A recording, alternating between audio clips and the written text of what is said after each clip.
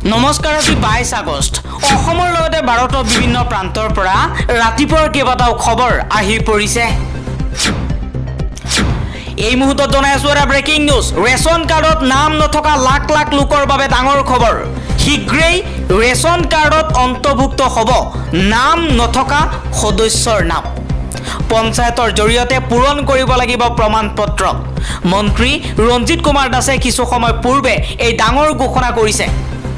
যদি আপোনাৰ সদস্যৰ নাম এতিয়ালৈকে ৰেচন কাৰ্ডত উঠা নাই, তেনেহ'লে আপুনি আপোনাৰ সদস্যৰ নাম আপোনাৰ ৰেচন কাৰ্ডত উঠাব পাৰিব।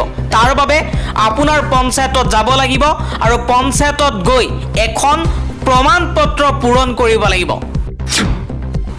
সংবিধানক লৈ মন্তব্য কৰিছে কংগ্ৰেছ নেতা ৰাহুল গান্ধীয়ে। ৰাহুল গান্ধীয়ে কৈছে সংবিধান এখন কিতাপ নহয়, ই ভাৰতৰ আত্মা। ই প্ৰতিজন নাগৰিকৰ সুৰক্ষামূলক ঢাল আৰু বঞ্চিতসকলৰ আত্মসন্মান। আহক আমি সকলো ন্যায় যোদ্ধাই জাতি লোকপিয়লৰ পৰা বৈষম্যৰ ৰোগ আঁতৰাবলৈ যোগ দি সকলোৰে অংশ নিৰ্ণয় কৰাৰ সংকল্প লওঁ। মাৰোৱাৰী সমাজৰ হৈ মাত মাতে অসমীয়া সমাজখনে। ৰাইজ সকলোৰে ওপৰত, ৰাইজৰ ওচৰত আঁঠু লৈছে তেওঁলোকে। ই কোনো প্ৰতিষ্ঠাৰ বিষয় নহয়।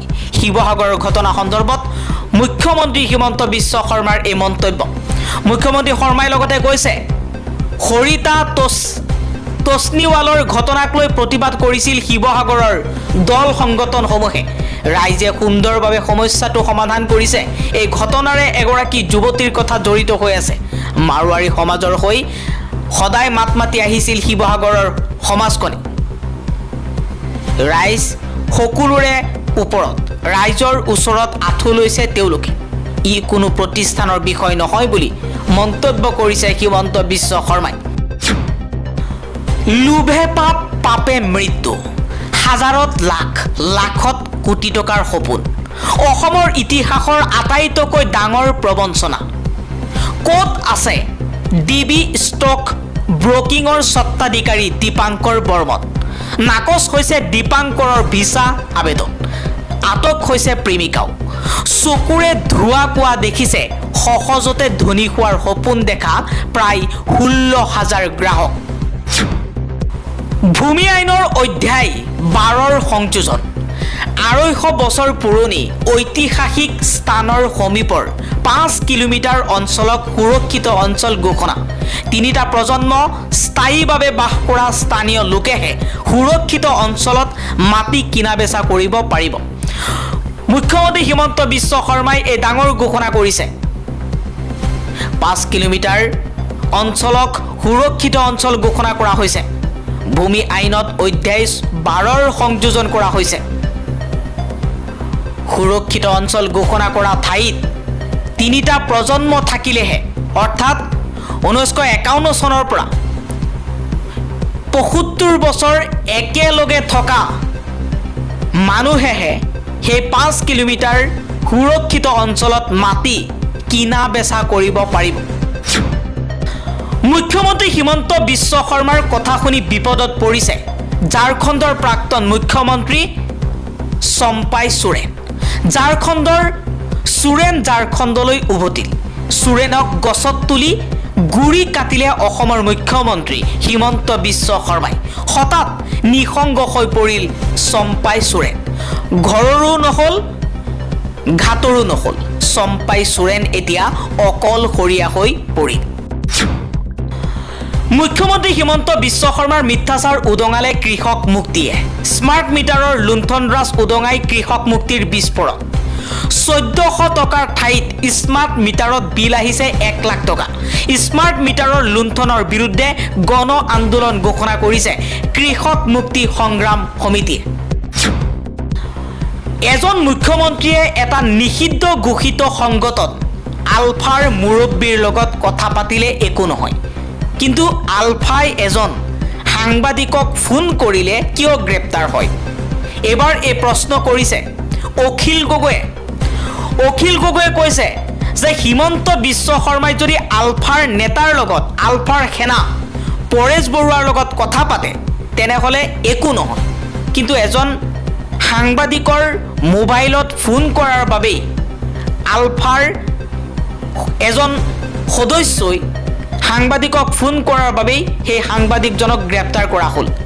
এখন ৰাজ্যত কিয় দুটা আইন? হিমন্ত বিশ্ব শৰ্মাৰ বাবে এটা আইন আৰু সাধাৰণ মানুহৰ বাবে আন এটা আইন নেকি? হিমন্ত বিশ্ব শৰ্মাই যদি পাৰে এজন সাংবাদিকৰ মোবাইলত ফোন কৰাৰ বাবে কিয় তেওঁক গ্ৰেপ্তাৰ কৰা হ'ল? এক ডাঙৰ প্ৰশ্ন উত্থাপন কৰিছে অখিল গগৈয়ে। USTMৰ লগত মুখ্যমন্ত্ৰী হিমন্ত বিশ্ব শৰ্মাৰ ব্যক্তিগত অংক নিমিলাৰ বাবেই অসমৰ ছাত্ৰ ছাত্ৰীক বলিৰ পথা সজাব বিচাৰিছে কিয়? USTMত অধ্যয়ন কৰি থকা অসমৰ 6ৰ পৰা 7,000 ছাত্ৰ ছাত্ৰীসকলৰ দুখ ক'ত? মুখ্যমন্ত্ৰী হিমন্ত বিশ্ব শৰ্মাক প্ৰশ্ন কৰিছে আছুৰ সাধাৰণ সম্পাদক শংকৰজ্যোতি বৰুৱাই। শংকৰজ্যোতি বৰুৱাই কৈছে USTMৰ মালিক এজন মুছলমান হোৱাৰ বাবেই মুখ্যমন্ত্ৰীয়ে ব্যক্তিগতভাৱে তেওঁৰ বিৰুদ্ধে যুঁজ দিবলৈ চেষ্টা কৰিছে। USTMৰ লগত মুখ্যমন্ত্ৰী হিমন্ত বিশ্ব শৰ্মাৰ ব্যক্তিগত অংক নিমিলাৰ বাবেই অসমৰ ছাত্ৰ ছাত্ৰীক বলিৰ পথা সজাব বিচাৰিছে কিয়? অন্ধ্ৰপ্ৰদেশৰ ঐচুতপুৰমত শোকাবহ ঘটনা। ফাৰ্মা কোম্পানীৰ কাৰখানাত অগ্নিদগ্ধ হৈ 13জনকৈ শ্ৰমিকৰ মৃত্যু।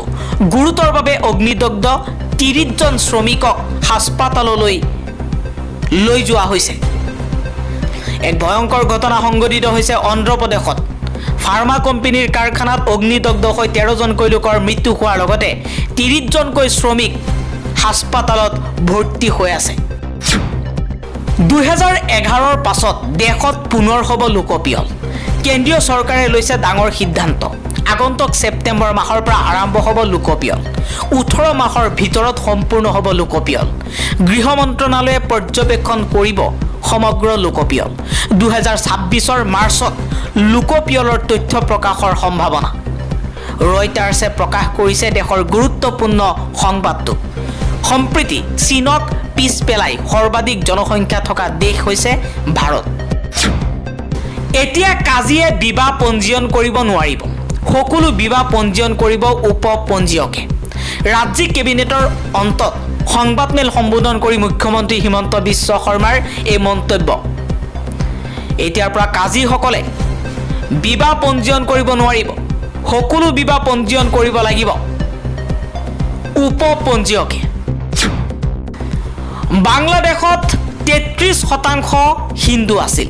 সেই 33%ৰ পৰা এতিয়া 8% আছে আৰু ইয়াৰ বাবে সম্পূৰ্ণ দায়ী হৈছে আওয়ামী লীগ।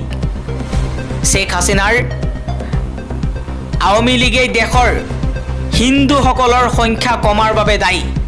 খুদ বাংলাদেশ জাতীয় হিন্দু মহাপৰিষদৰ মহাজোঁটৰ নেতা গোবিন্দ্ৰ চন্দ্ৰ প্ৰমাণিকে এই মন্তব্য কৰিছে। গোবিন্দ্ৰ চন্দ্ৰ প্ৰমাণিকে কৈছে যে আওয়ামী লীগেই হৈছে দেশৰ হিন্দুসকলৰ পাৰ্চেণ্টেজ কমাৰ বাবে দায়ী। কাৰণ বিগত 15 বছৰে আওয়ামী লীগেই চৰকাৰ চলাইছিল বাংলাদেশত, কিন্তু হিন্দুসকলৰ বাবে কোনো সংৰক্ষণ, হিন্দুসকলৰ মন্দিৰৰ বাবে আৰু হিন্দুসকলৰ বাবে কোনো ধৰণৰ কাম কৰা নাই শেখ হাছিনাই। শেখ হাছিনাই হৈছে জগৰীয়া হিন্দুসকলৰ পাৰ্চেণ্টেজ কমাৰ বাবে। বাংলাদেশ জাতীয় হিন্দু মহাজোঁটৰ নেতা গোবিন্দ্ৰ চন্দ্ৰ প্ৰমাণিকে এই মন্তব্য কৰিছে।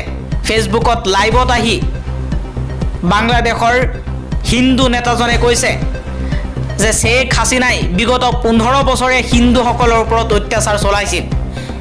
এতিয়া বহুতে কৈ আছে যে শেখ হাছিনাই বাংলাদেশৰ পৰা অহাৰ বাবেই বাংলাদেশত হিন্দুৰ ওপৰত আক্ৰমণ চলিছে, কিন্তু সেয়া সম্পূৰ্ণ মিছা কথা বুলি কৈছে গোবিন্দ্ৰ চন্দ্ৰ প্ৰমাণিকে।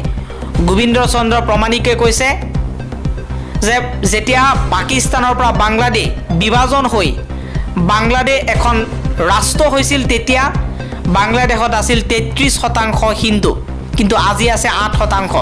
ইয়াৰ বাবে সম্পূৰ্ণ দায়ী হৈছে আওয়ামী লীগ।